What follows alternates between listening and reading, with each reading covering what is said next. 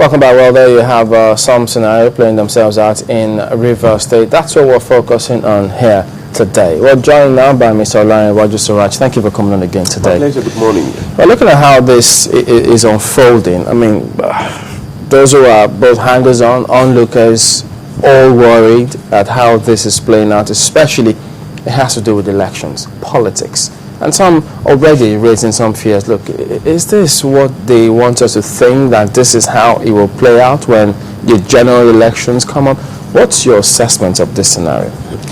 I think it's high time again, and that is one thing I've tried to do in the most recent time, to call Nigerians' attention to all these unconstitutional acts and constitutional breaches and that are playing out across the country. Unfortunately, the current government seems to promote, encourage, and support unconstitutional act and illegality.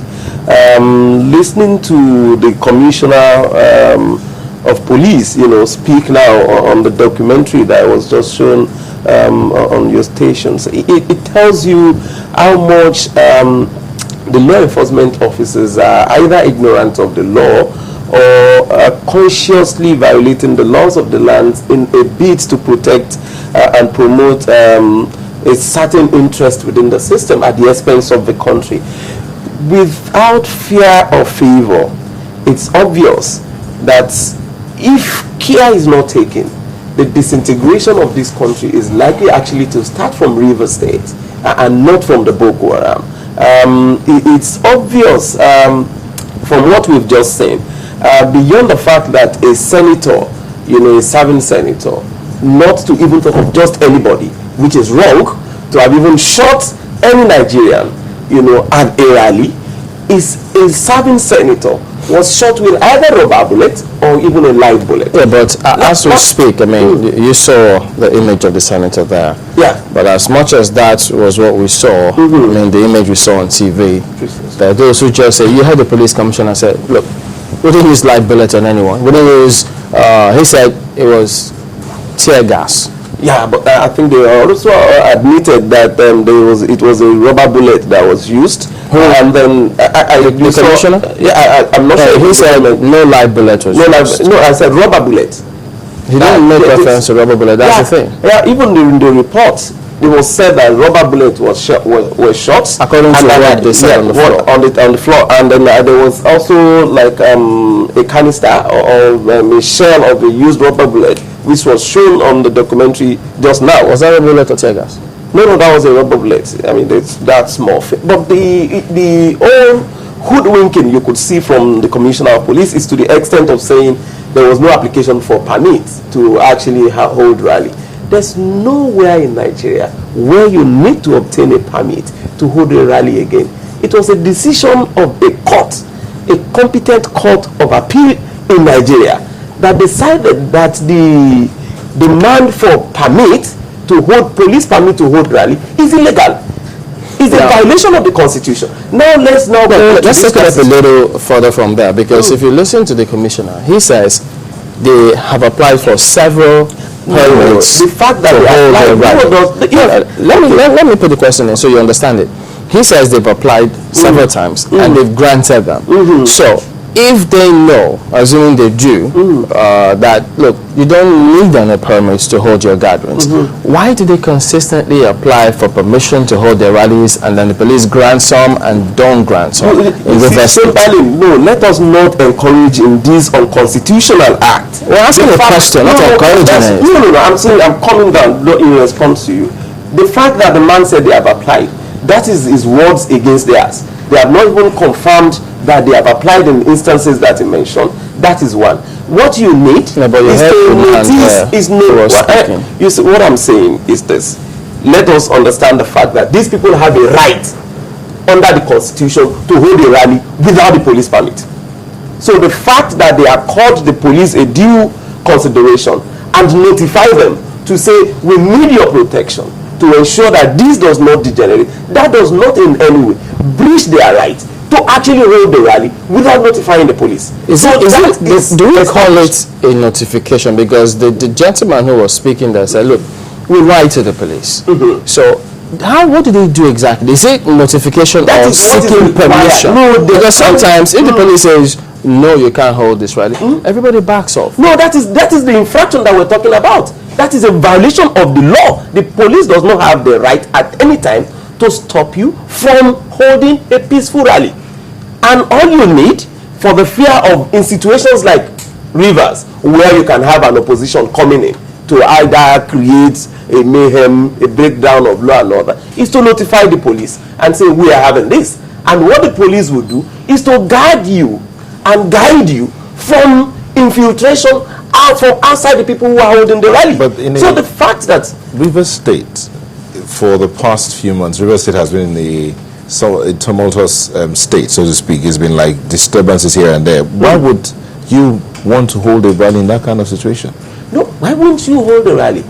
The Rivers State is not Adamawa, Yobe, or Borno, where a state of emergency is declared. You've been seeing rallies in support of either the president, in support of either the minister, against the governor. And then why would you now say there shouldn't be a rally in support of the governor? You can see what he was. He didn't say there should be a rally in support of the governor. He says, why would anyone want to hold a rally? That's what I said. I said there has been. You said, why would you say to No, I didn't say him. I said, why would you? Is it the one holding the rally? I the one who asked the question. I didn't say why would you ask the question. I said, why would you hold the rally? Plus, you now go to hold a rally in Obiakpo local government area.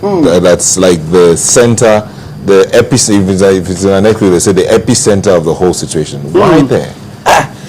Yeah, it's interesting. You know, everybody contests for space, the political space, and that is where it is important that we don't. And like I said, it is not like Amechi is a saint. Let it be clear. For some of us, Amechi is part of the system.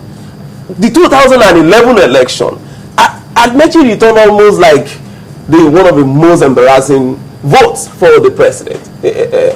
Amechi also emasculated the space that even like the ACN where he is now, it was not allowed to operate freely.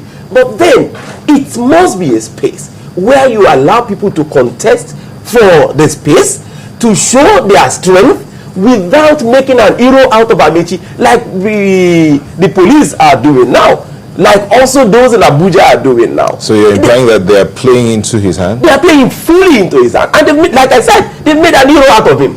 It's very interesting how, rather than allowing the rally to flow, and then it would have remained news for few newspapers, they have now made it an international news, where the whole world is just looking at what is happening. And you think this is not pre-planned? Because when you look at the sequence of events, there are other issues that have actually happened in Rivers State. And for some, well, I'll read you this. Someone actually observed from that particular video, and he says, well, the situation has become desperate. And he's also put in a huge blame on the doctor, saying, how can a doctor allow himself to be used for dirty jobs? That noticed that Senator Abe was wearing a wristwatch while he was being administered a drip.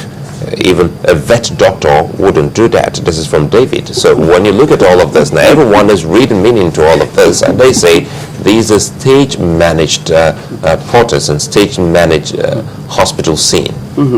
No, you see, for me, it's very interesting, and that is where that takes us from where I said, you know, they are making heroes out of some of these elements. It is the fact that you have even gone there to go and tear gas their rally. You saw the commando style at which the police were disembarking from their pickups even ahead of the rally. It's just playing into the hands of people who would want to show that they are clearly persecuted. And the unfortunate thing is you see this conspiratorial silence either from also Abuja, where issues are not clearly addressed. Why do you use the adjective conspiratorial? It is conspiratorial to the extent that Rivers is part of Nigeria, which we have the Inspector General of Police who oversees the affairs of not only the police in Abuja but across the federation. And then you can see this a breach of the constitutional and judicial position on the freedom to associate and then also assemble without coming out